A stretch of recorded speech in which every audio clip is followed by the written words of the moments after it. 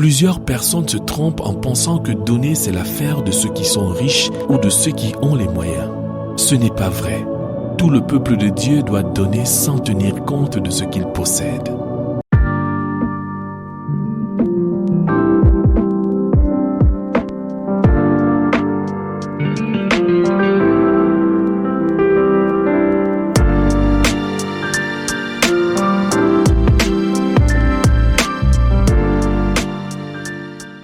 Paul disait à propos de l'église de Macédoine: « Nous vous faisons connaître, frères, la grâce de Dieu qui s'est manifestée dans les églises de la Macédoine.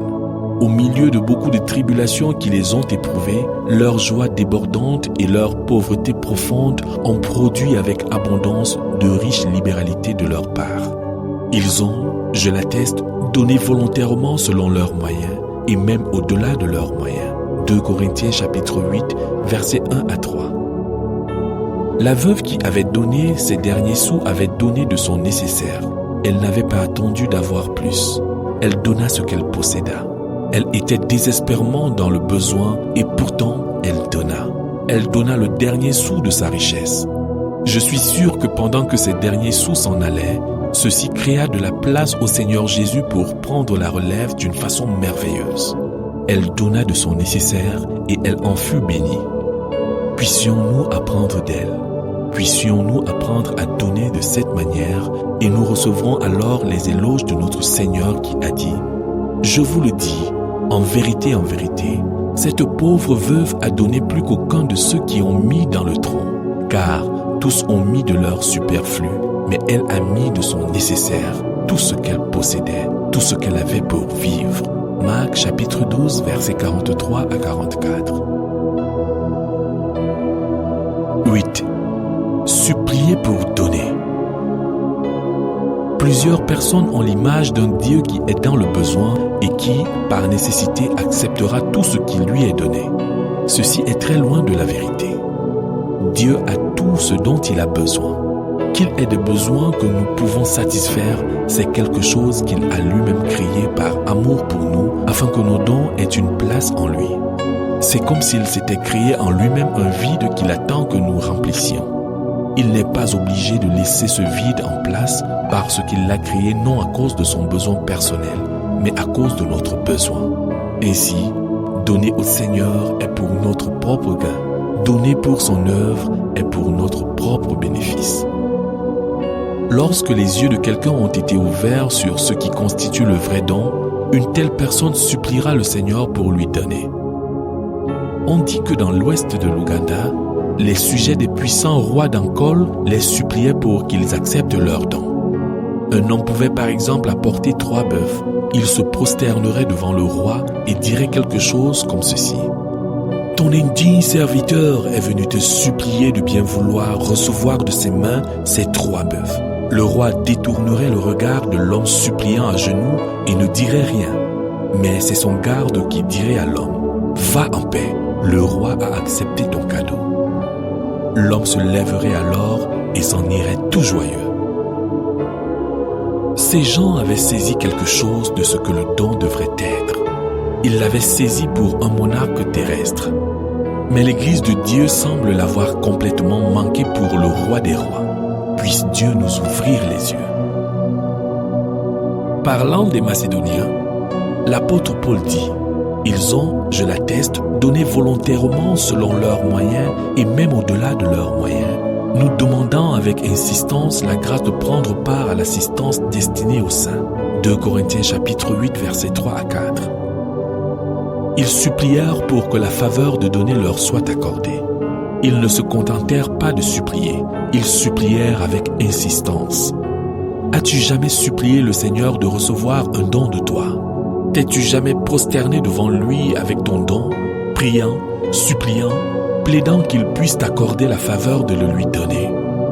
As-tu jamais supplié avec insistance, criant qu'il pourrait te dire non et que ce serait la fin pour toi? As-tu jamais supplié un serviteur du Seigneur qui a reçu un appel spécial et un ministère du Seigneur, lui demandant de t'accorder le privilège de contribuer à ce ministère par tes dons matériels et spirituels? As-tu jamais demandé la faveur d'être partenaire dans un ministère spirituel accompli par quelqu'un pour le Seigneur? 9. Les responsabilités dans le don.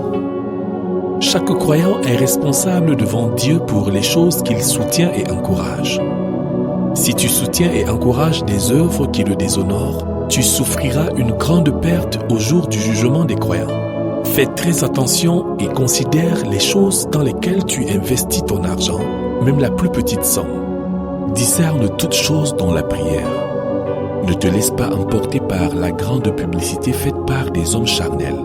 Résiste à toute tentative de te laisser influencer d'une façon ou d'une autre.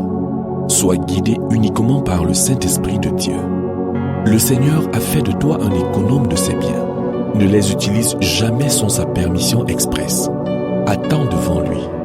Ne contribue pas simplement parce que les autres contribuent. Dieu ne sera pas glorifié par un tel don. Il accepte ce qui vient avec joie et d'un esprit libre. Il aime ceux qui donnent avec joie. Il n'a pas de place pour ceux sur lesquels il faut faire pression pour qu'ils donnent. Plusieurs pasteurs qui ont perdu la communion avec Dieu font pression sur les gens pour qu'ils donnent. C'est une abomination. Chaque dimanche, ils annoncent que Dieu aime ceux qui donnent avec joie, alors qu'ils veulent réellement dire qu'ils aiment, eux, les donneurs insensés et joyeux, ceux dont les dons ne satisfont pas les buts de Dieu, mais plutôt les desseins tragiques des hommes. Quelquefois, c'est très pénible d'écouter ces collecteurs commerciaux de fonds qui se revêtent de titres bibliques alors que leurs motifs et leurs méthodes sont éternellement séparés de Dieu. Méfiez-vous d'eux. J'ai eu le triste déshonneur de les écouter. Ils reçoivent 4, 5 offrandes au plus durant un même culte. Leur but est de soutirer le plus d'argent possible des hommes. Dieu ne fait jamais cela. Tu les entendras dire. Maintenant, que ceux qui ont 10 000 francs à donner se lèvent et avancent pour donner, pendant que les autres attendront sur place. Les riches charnels qui n'ont aucun trésor dans le ciel se lèveront pour exposer leurs richesses charnelles et terrestres, sachant qu'ils n'auront aucune récompense au ciel et par conséquent veulent recevoir une récompense des hommes ici et maintenant. Après cela, ceux qui ont 5 000 francs s'avanceront et ainsi de suite, et finalement, les pauvres, qui sont sans doute comme la veuve, s'avanceront tout honteux avec leurs 5 francs sous les moqueries des hommes, mais honorés par le Seigneur. Quelquefois, tu entendras le collecteur d'argent dire « Fouillez vos poches, s'il vous plaît, essayez. Nous applaudirons quiconque viendra donner maintenant. Qui veut recevoir cet honneur spécial, etc. » Alors des hommes insensés se lèveront. Quelquefois, les lieux de réunion sont transformés en boîtes aux enchères pour vendre à 5 000 francs quelque chose qui coûte réellement 500 francs. D'autres ont des cartes d'offrande où les dons des enfants de l'autre royaume sont relevés pour être présentés afin que ceux qui donnent puissent participer à la communion. Tout ceci n'est pas de Christ. Cela est du diable. Aucun croyant ne doit jamais oser participer à de tels dons impies. Le Seigneur Jésus a dit « Gardez-vous de pratiquer votre justice devant les hommes pour en être vus, autrement, vous n'aurez point de récompense auprès de votre Père qui est dans les cieux. Lors donc que tu fais l'aumône, ne sonne pas de la trompette devant toi comme font les hypocrites dans les synagogues et dans les rues afin d'être glorifiés par les hommes. Je vous le dis en vérité, ils recevront leur récompense. Mais quand tu fais l'aumône, que ta main gauche ne sache pas ce que fait ta droite, afin que ton aumône se fasse en secret, et ton Père qui voit dans le secret te le rendra. » Matthieu chapitre 6, versets 1 à 4. Mon cher ami, de qui veux-tu recevoir la récompense? Veux-tu la récompense de Dieu ou celle des hommes? Si tu veux la récompense des hommes, donne selon les desseins et la pression des systèmes religieux actuels qui se sont écartés de la voie de Dieu et qui sont en captivité. Alors les hommes te récompenseront. Si tu veux la récompense de Dieu, donne pour satisfaire le cœur de Dieu sans tenir compte de ce que les hommes diront ou penseront de toi, et ta récompense sera grande au ciel. 10. Le fait de donner et la diversité des ministères. Dans l'œuvre normale de Dieu, les ministères et les ministres suivants existent. des apôtres pour le ministère apostolique d'implantation des églises dans des nouvelles localités, des prophètes pour le ministère prophétique, des évangélistes pour le ministère d'évangélisation, des pasteurs pour le ministère pastoral, des enseignants pour le ministère d'enseignement. Il y a aussi des ministères de guérison, d'aide, etc. Tous ces ministères doivent être soutenus par les croyants. Je suis horrifié de savoir qu'une grande part de l'argent donné à plusieurs églises locales est surtout et même uniquement utilisé pour soutenir le ministère du pasteur résident. Qu'en est-il des apôtres qui se déplacent continuellement au front de la bataille? Qu'en est-il des prophètes, des évangélistes, des enseignants, etc., dont les ministères forcent à se déplacer de lieu en lieu? Doivent-ils mendier ou mourir de faim? Si tu appartiens à une telle assemblée locale où l'on s'occupe de tous ces ministères et ministres, tu dois donner tout l'argent que tu as pour le Seigneur et son œuvre dans cette assemblée, et cela sera reparti entre les différents ministres et ministères. Si ton assemblée locale n'a aucune vision au-delà de l'entretien du pasteur, alors tu n'es pas obligé de donner tout ce que tu as pour le Seigneur à cette assemblée. Tu devras certainement donner à l'église locale, mais tu dois aussi donner pour soutenir les autres ministères et ministres. C'est ta responsabilité devant Dieu. Ne réfléchis pas seulement en termes de ton assemblée locale. Ouvre tes yeux et considère ce que les autres sont en train de faire pour atteindre les âmes dans les autres parties du pays ou du monde pour la gloire du Seigneur et soutiens-les. Si tu ne les soutiens pas, les intérêts globaux de Dieu seront en jeu. S'il n'y a pas d'œuvre ou d'ouvriers dont la vision est d'atteindre tout le pays, tout le continent ou le monde entier pour le Seigneur, alors un jour, l'assemblée locale cessera d'exister. Tu fais du bien non seulement aux autres ministères quand tu les soutiens, mais tu fais aussi du bien à ton assemblée locale. Tout pasteur qui décourage le soutien des autres ministères et ministres, surtout parce qu'il veut tout l'argent pour lui-même ou bien parce qu'il veut avoir la main mise sur beaucoup d'argent, sera appauvri et jugé. 11.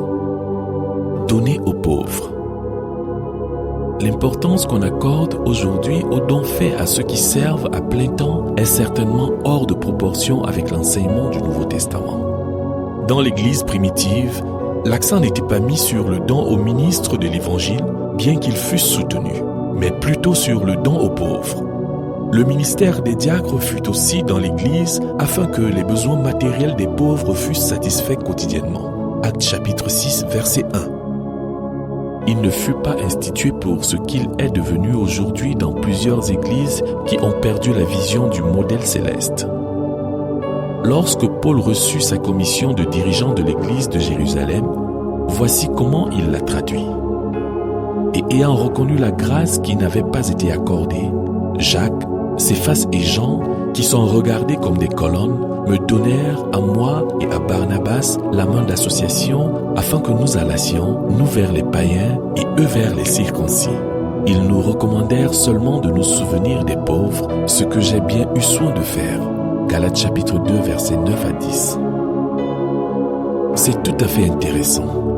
Il ne leur fut pas dit « Souvenez-vous des apôtres, souvenez-vous des anciens, souvenez-vous de tel ou de tel autre programme, mais souvenez-vous des pauvres. » L'argent qui devait être collecté semaine après semaine dans les églises des païens était pour les pauvres.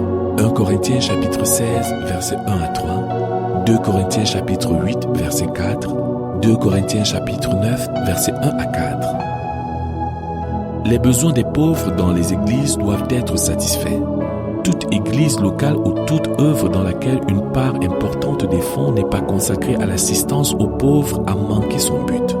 Ceci invite les dirigeants des églises à se sonder profondément, à se repentir et à passer à l'action. Si ton assemblée locale n'a aucune place significative dans son budget pour les pauvres, spécialement ceux qui sont au sein de l'église, tu n'as aucune obligation de donner tout ce que tu as pour le Seigneur et pour son œuvre dans cette assemblée. L'œuvre de Dieu consiste aussi en ce que les besoins des pauvres soient satisfaits. Si l'Église n'agit pas collectivement, tu dois en tant qu'individu faire quelque chose pour les pauvres. Si tu ne le fais pas, Un jour, le Seigneur pourrait te dire, « Retire-toi de moi, maudit, va dans le feu éternel qui a été préparé pour le diable et pour ses anges. Car j'ai eu faim et tu ne m'as pas donné à manger. J'ai eu soif et tu ne m'as pas donné à boire. » Matthieu chapitre 25, versets 41 à 46. Ceci invite à sonder son cœur, à se repentir et à porter du fruit digne de la repentance.